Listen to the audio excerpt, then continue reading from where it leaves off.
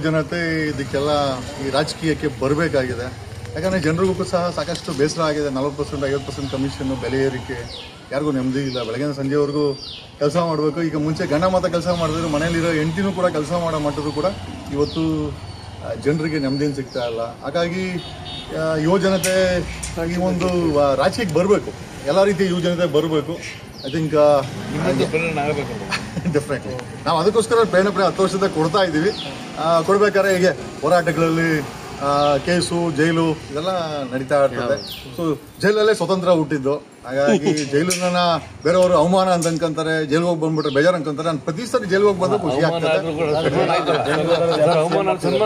ಅದೇ ಅದೇ ಇಲ್ಲ ಇಲ್ಲಿ ಪ್ರತಿಯೊಂದು ವಿಚಾರದ ಹಿಂದೆ ಒಂದು ಹೋರಾಟ ಇದ್ದೇ ಇರ್ತದೆ. ಸೊ ಹಾಗೆ ಐ ಥಿಂಕ್ ಯಂಗ್ಸ್ಟರ್ ಎಂಪವರ್ಮೆಂಟ್ ಪಾರ್ಟಿಯಿಂದ ಶಾಬಾಸ್ ಖಾನ್ ಅವರು ನಾನು ಕೂಡ ಮುಂದಿನ ಒಂದು ರಾಜಕೀಯದಲ್ಲಿ ಇರಬೇಕು ಅಂತೇಳಿ ಪಾಪ ಐ ಥಿಂಕ್ ಈ ಒಂದು ಪಾರ್ಟಿನ ಕಟ್ಕೊಂಡು ಕರ್ನಾಟಕದಲ್ಲಿ ಸಣ್ಣದಿರ್ಬೋದು ದೊಡ್ಡದಿರ್ಬೋದು ರಾಜಕೀಯನೇ ಸೊ ಅದನ್ನು ಮಾಡ್ತಾ ಇದ್ದಾರೆ.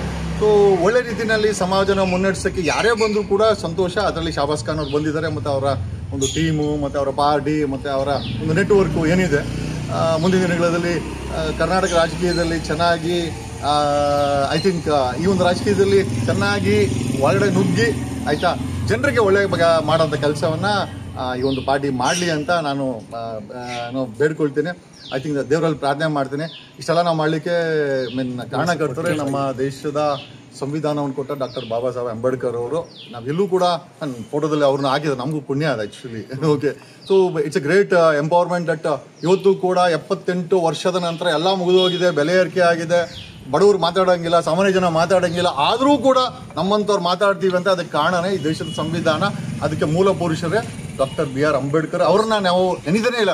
ಪ್ರತಿಯೊಂದು ರಾಜಕೀಯ ಮುನ್ನಡೆನಲ್ಲೂ, ಯುವಕರ ಮುನ್ನಡೆನಲ್ಲೂ ಕೂಡ ಡಾಕ್ಟರ್ BR ಅಂಬೇಡ್ಕರ್, ಎಸ್ಪೆಷಲಿ ಅಲ್ಲಿ ಹೆಣ್ಮಕ್ಳು ಬಂದು ಇಲ್ಲಿ ನಮಗೆ ಅಭಿಮಾನವನ್ನು ಸಲ್ಲಿಸೋದು ತುಂಬ ಸಂತೋಷ ಆಯಿತು. ಮುಂಚೆ ಈ ಒಂದು ದೇಶದ ಸಂವಿಧಾನ ಕೊಡೋಕ್ಕೆ ಮುಂಚೆ ಹೆಣ್ಮಕ್ಳಿಗೆ ಆ ಒಂದು ಸ್ಥಾನಮಾನಗಳಿಲ್ಲ. ಎಸ್ಪೆಷಲಿ ಇವತ್ತು ಡಾಕ್ಟರ್ BR ಅಂಬೇಡ್ಕರ್ ಕೊಟ್ಟ ಮೇಲೆ 78 ವರ್ಷದಲ್ಲಿ ಹೆಣ್ಮಕ್ಳನ್ನೂ ಸಹ ನಾವು ರಿಸರ್ವೇಷನ್ ಇಲ್ಲ, 33% ರಿಸರ್ವೇಷನ್ ಇಲ್ಲ.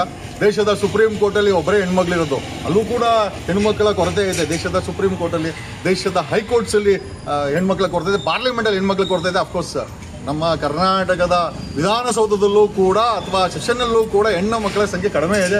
ಹೆಚ್ಚಿನ ಹೆಣ್ಮಕ್ಳು ಇದು ರಾಜಕೀಯಕ್ಕೆ ಬರಬೇಕು, MLAಗಳಾಗಬೇಕು, ಮಿನಿಸ್ಟರ್ಗಳಾಗಬೇಕು. ಶಾಬಾಸ್ ಖಾನ್ ಅಂತವರು ಐ ಥಿಂಕ್ ಪ್ರಸ್ತುತ ರಾಜಕೀಯಕ್ಕೆ ಧುಮುಕಬೇಕು. ಹಿಂದೆ ಬ್ಯಾಕ್ಗ್ರೌಂಡ್ ಏನೇ ಇರ್ಬೋದು, ಕಾರಣಾಂತರಗಳಿಂದ ಹೋರಾಟಗಳು ಬಂದಾಗ ನಮ್ಮೆಲ್ಲೂ ಕೇಸುಗಳಾಗಿದೆ. 45 ಕೇಸು.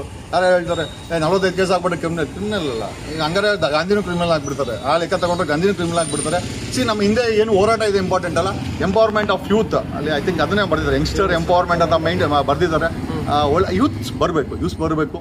ಆಮೇಲೆ ನಮ್ಮ ದೇಶದಲ್ಲಿ ಪ್ರತಿಯೊಂದಕ್ಕೆ ಇದನ್ನೆಲ್ಲ ಮುಚ್ಚಕ್ಕೆ ಜಾತಿ ಧರ್ಮಗಳನ್ನು ತಂದಿಡ್ತಾರೆ, ಒಬ್ರಿಗೊಬ್ರು ತಂದಿಡ್ತಾರೆ. ರಾಜಕಾರಣಿಗಳಿಗೆ ಉಸಿರು ಒಳ್ಳೆ ರಾಜಕಾರಣಿಗಳಿಗೆ ಅದನ್ನು ಬಿಟ್ಟರೆ ಬೇರೆ ಏನು ಮಾಡ್ಲಿಕ್ಕಾಗಲ್ಲ. ಅದೆಲ್ಲ ತಲೆ ಕೆಡ್ಸ್ಕೊಂಡು ಹೋಗ್ಬಿಡಿ, ಇದನ್ನು ಬೆಳೆಸ್ಕೊತಾ ಹೋಗಿ ಅಂತ ನಾನು.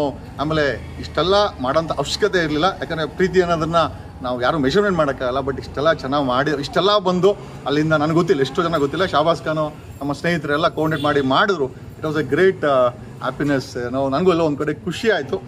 ನಿಮ್ಮೆಲ್ಲರಿಗೂ ತುಂಬ ಹೃದಯದ ಧನ್ಯವಾದಗಳು. We always be there. ಕರ್ನಾಟಕದಲ್ಲಿ ಬಡವರು, ಕೈಲಾದವರು, ಧ್ವನಿ ಇಲ್ಲದವರು ಯಾವಾಗ ಕೂಗಿದಾಗ ನಮ್ಮ ಕೈಲಾದಂಥ ಧ್ವನಿಯನ್ನು ನಾನು ಮಾಡ್ತೇನೆ. ಒಬ್ಬ ಆಟೋ ಡ್ರೈವರ್ಗೆ ಯಾವನೋ ಪೊಲೀಸ್ ಕಾನ್ಸ್ಟೇಬಲ್ ಹೊಡೆದಾಗೂ ಸಹ, ಅಥವಾ ಯಾವುದೋ ಲಾಕಪ್ ಡೆತ್ ಆದಾಗ, ಯಾವುದೋ ಒಂದು ರೇಪ್ ಕೇಸ್ ಆಗಿ ಹೆಣ್ಣುಮಗಳು ಒಬ್ಬ ಮಿನಿಸ್ಟ್ರಿಂದ ಬೀದಿಗೆ ನಿಂತ್ಕೊಂಡು ನನ್ನ ಕೊಲೆ ಮಾಡ್ತಾ ಇದ್ದಾರೆ ಅಂತ ಹೇಳಿದಾಗ ಕರೆಂಟ್ ಸಿಟ್ಟಿಂಗ್ ಮಿನಿಸ್ಟರ್ನ ಕೆಳಗಡೆ ಇಳಿಸಿದಂಥ ಕಾನೂನಿದು. ಅದಕ್ಕೆ ಹೋರಾಟ ಮಾಡೋದಂಥ ಕೆಲಸವನ್ನು ನಾವೆಲ್ಲ ಮಾಡಿದ್ದೀವಿ. ಆಮೇಲೆ ಇವತ್ತಿನ ಯುವ ಜನತೆಗೆ ಪ್ರೇರೇಪಣೆ ಬೇಕಾಗಿದೆ. ನಾನು MLA ಆದರೆ, ನಾನು CM ಆದರೆ ನನ್ನ ಮಕ್ಕಳು, ಆ ರೀತಿ ಆಗ್ಬಿಟ್ಟಿದೆ. ಹೇಳೋಕ್ಕೆ ಪ್ರಜಾತಂತ್ರ, ಬಟ್ ದೇಶದಲ್ಲಿ ಅತಂತ್ರವಾಗಿ ರಾಜತಂತ್ರವಾಗಿದೆ. ಒಂದು ಕರ್ನಾಟಕದಲ್ಲಿ ಒಂದು 70-80 ಕುಟುಂಬಗಳು 3 ಪಕ್ಷದಲ್ಲಿ ರಾಜಕೀಯ ಹಿಡ್ಕೊಂಡು ಜೀವನ ಮಾಡ್ತಾ ಇದ್ದಾರೆ. ಹೊಸ ಯೋಚನೆಗಳು, ಹೊಸ ಪ್ರತಿಭೆಗಳು, ಹೊಸ ಯುವ ಜನತೆ, ಮತ್ತು ಹೊಸ ವಿಚಾರಗಳು, ಮತ್ತು ಹೊಸ ಸೊಲ್ಯೂಷನ್ಸಿಂದ ಹಿಡಿದು ಕರ್ನಾಟಕದಲ್ಲಿ ಒಂದು ಹೊಸ ಅಲೆ ಹೇಳಬೇಕಾಗಿದೆ. ಅದನ್ನು ಹೇಳಿಸ್ಬೇಕಾದ್ರೆ ಇದು ಸಣ್ಣ ಈಗ ನಾವು ಅನ್ಕೋತೀವಿ ಇದೆಲ್ಲ ವೇಸ್ಟು ಅಂತ. But at the same time ಇದನ್ನು ರಾಜಕೀಯವಾಗಿ ಯೋಚನೆ ಮಾಡಿದಾಗ ಇಲ್ಲ ಒಂದು ಕಡೆ ಗುಂಪುಗಾರಿಕೆ, ಒಬ್ರಿಗೊಬ್ರು ಸಹಾಯ ಮಾಡಿಕೊಂಡು ನಮ್ಮನ್ನು ಯಾರೂ ಬೆಳೆಸಲ್ಲ. ಯಾಕಂದ್ರೆ ನಮ್ಗೆ ಯಾರಿಗೂ ಬ್ಯಾಕ್ಗ್ರೌಂಡ್ ಇಲ್ಲ. ಶಾಬಾಸ್ ಖಾನ್ ಆಗಿರ್ಬೋದು, ನಿಮಗೆ ಆಗಿರ್ಬೋದು, ನಮಗೆ ನಮ್ಮೆಲ್ಲ ಸಾಮಾನ್ಯ ಜನ. ನಮ್ಮನ್ನೆಲ್ಲ ಬರೀ ವೋಟ್ರಾಗಿ ಮಾಡ್ಕೊಂಡಿದ್ದಾರೆ. ವೋಟ್ರ್ ಹಾಕೋಕ್ಕೆ 24 ಗಂಟೆ ಟ್ಯಾಕ್ಸ್ ಕಟ್ಟೋಕ್ಕೆ, ಮಿಕ್ಕಿದ್ನೆಲ್ಲ ಅವ್ರು ಮೇಯಕ್ಕೆ. ಸೊ ಈ ಮೇಯ ಜನವನ್ನು ಕೆಳಗಡೆ ಇಳಿಸಿ ಹೊಸ ಯುವ ಜನತೆಯನ್ನು ವಿಧಾನಸೌಧದಲ್ಲಿ, ಪಾರ್ಲಿಮೆಂಟಲ್ಲಿ ಕೂರಿಸ್ಬೇಕು. ಅದನ್ನ ಇದು ಅಮೆರಿಕಾದಲ್ಲಿ ಒಬ್ಬ ಚಪ್ಪಲಿ ಹೊಲಿತಾ ಇದ್ದ ಅನ್ನೋರು ರಾಷ್ಟ್ರಪತಿ ಆಗ್ತಾನೆ. ನಮ್ಮ ದೇಶದಲ್ಲಿ ಎಷ್ಟೋ ಜನ ಇವತ್ತು ಕಾಲಿಗೆ ಚಪ್ಪಲಿ ಇಲ್ದಿರ ಚಪ್ಪಲಿ ಹೊಲಿತಾನೆ ಇದ್ದಾರೆ. ಆ ಪರಿಸ್ಥಿತಿ ಬಂದ್ಬಿಟ್ಟು, ಯಾಕಂದ್ರೆ ಚಪ್ಪಲಿನ ಹೊಲಿನೇಬೇಕು. ಆ ರೀತಿ ಮತ್ತೆ ರಾಜಕೀಯ ಮಾಡಬೇಕು, CM ಆದ್ರೂ CM ಹಾಕ್ಲೇಬೇಕು. ಈ ರೀತಿ ಒಂದು ಐ ಥಿಂಕ್ ಒಂದು ಹೊಸ ಉದಾಹರಣೆಯನ್ನ ಪ್ರಜಾತಂತ್ರದಲ್ಲಿ ತಂದಿಟ್ಬಿಟ್ಟಿದ್ದಾರೆ. ಡಾಕ್ಟರ್ BR ಅಂಬೇಡ್ಕರ್ ಬರ್ತಿದ್ದು ಇದಕ್ಕೆಲ್ಲ. ಈ ಸಂವಿಧಾನ ಏನಿದೆ, ಈ ಸಂವಿಧಾನಕ್ಕೆ ತುಂಬಾ ಪವರ್ ಇದೆ. ನಮ್ಮ ದೇಶದ ರಾಷ್ಟ್ರಪತಿ ಕಾಡಲ್ಲಿದ್ದ ಹೆಣ್ಮಗಳು, ಅರಣ್ಯದಲ್ಲಿದ್ದ ಇದ್ದಂತ ಹೆಣ್ಮಗಳು, ಅಂದ್ರೆ ಒಬ್ಬ ಆದಿವಾಸಿ ಹೆಣ್ಮಗಳು ನಮ್ಮ ದೇಶಕ್ಕೆ ರಾಷ್ಟ್ರಪತಿ ಆಗ್ತಾಳೆ ಅಂತ. ಒಬ್ಬ ಟೀಮ್ ಆಡ್ತಾ ಇದ್ದವನು ದೇಶಕ್ಕೆ 3 ಸತಿ ಪ್ರಧಾನಮಂತ್ರಿ ಆಗ್ತಂತೆ. ಪ್ರತಿಯೊಬ್ಬರು ಅದಕ್ಕೆ ಎಲಿಜಿಬಲ್. ಅದಕ್ಕೆ ಮೋದಿ ಮಾತ್ರ ಅಥವಾ ಸಿದ್ದರಾಮಯ್ಯ ಮಾತ್ರ ಅನ್ನೋದು ತಪ್ಪು ಗಳಿಕೆ. ಸೊ ಈ ರೀತಿ ಉತ್ತೇಜನ ತಗೊಂಡು ಬರಬೇಕು. ನಾನು ಪದೇ ಹೇಳ್ತಾ ಇದ್ದೆ ಫ್ಯೂಚರ್ CM ಅದ ತಮಾಷೆ ಹೇಳ್ತಾ ಇರ್ತೀನಿ. ಜನ ಅಟ್ಲೀಸ್ಟ್ ಬಾಯಲ್ಲಿ ಮಾತಾಡ್ಲಿ ಅಂತ. CM ಆಗ್ತಾರಲ್ಲ ಬೇರೆ ವಿಚಾರ.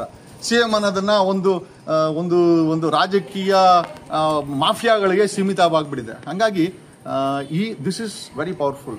ಇದ್ರ ಕೆಳಗಡೆ ನಮ್ಮ ದೇಶದ ಜುಡಿಷಿಯರಿ ಬರ್ತದೆ, ನಮ್ಮ ದೇಶದ ಪಾರ್ಲಿಮೆಂಟ್ ಬರುತ್ತೆ, ನಮ್ಮ ದೇಶದ ಎಕ್ಸಿಕ್ಯೂಟಿವ್ ಪ್ರೆಸಿಡೆಂಟ್ ಕೂಡ ಇದಕ್ಕೆ ಕಡೆ ಬರುತ್ತೆ. ಇದೇ ಎಂಪವರ್ಮೆಂಟ್ ಮಾಡೋದು. ಹಾಗಾಗಿ ಯುವ ಜನತೆಯಲ್ಲಿ ಒಂದು ಬದಲಾವಣೆಗೋಸ್ಕರ ಹೋರಾಟ ಮಾಡಿ ಕೆಲವೊಂದು ಟೈಮು ಪೊಲೀಸರು ಸುಳ್ಳು ಕೇಸ್ ಹಾಕೋದು, ರೌಡಿ ಶೀಟರ್ಗಳು ಓಪನ್ ಮಾಡೋದನ್ನ ಕೇಳ್ತಾ ಇದ್ದೀನಿ. ರೌಡಿ ಶೀಟರ್ಗಳನ್ನ ಪೆರೇಡ್ ಅನ್ನು ನಿಲ್ಲಿಸಿದವ್ ನಾನು. I got rowdy sheeter parade ಅನ್ನ ಮೀಡಿಯಾಗಳನ್ನ ಕರ್ಕೊಂಡ್ಬಂದು ಪೆರೇಡ್ ಮಾಡಿಸಿ ಅವ್ರ ಹೆಂಡತಿ ಮಕ್ಕಳಿಗೆ ಅವಮಾನ ಮಾಡ್ತಂತ ಕೆಲಸದಲ್ಲಿ ಕಳೆದ 2 ವರ್ಷ ಸತತ ಹೋರಾಟದಲ್ಲಿ ರೌಡಿ ಶೀಟರ್ ಪೆರೇಡ್ಗಳನ್ನ ನಿಲ್ಲಿಸ್ತೀವಿ. ಪೊಲೀಸ್ ಸ್ಟೇಷನ್ ಹೇಳಿ ರೌಡಿಗಳನ್ನ ಫೋಟೋ ಹಾಕೋರು. ನಾನು ಹೇಳಿದೆ ಲೋಕಾಯುಕ್ತದಲ್ಲಿ ಒಂದು 10,000 ಜನ ಭ್ರಷ್ಟರು ಟ್ರಾಪ್ ಆಗಿದ್ರೆ ಅವ್ರ ಫೋಟೋನು ಹಾಕಿ ಅಂತ. ನಾವ್ ಹೇಳೋದಂದ್ರೆ ರಾಜಕೀಯ ಅನ್ನೋದನ್ನು ನಾವು ಏನಕ್ಕೆ ರೂಢಿಗೆ ತರಬೇಕಾಗಿದೆ. ಬರೀ ಕಾನೂನು ಅಂದ್ರೆ ಅಡ್ವೊಕೇಟ್ ಆಫೀಸಲ್ಲಿ ಅಥವಾ ಅಡ್ವೊಕೇಟ್ ಅಂತಲ್ಲ, ಕಾನೂನು ರೂಢಿಗೆ ತರಬೇಕಾಗಿದೆ. ಬೆಂಗಳೂರಲ್ಲಿ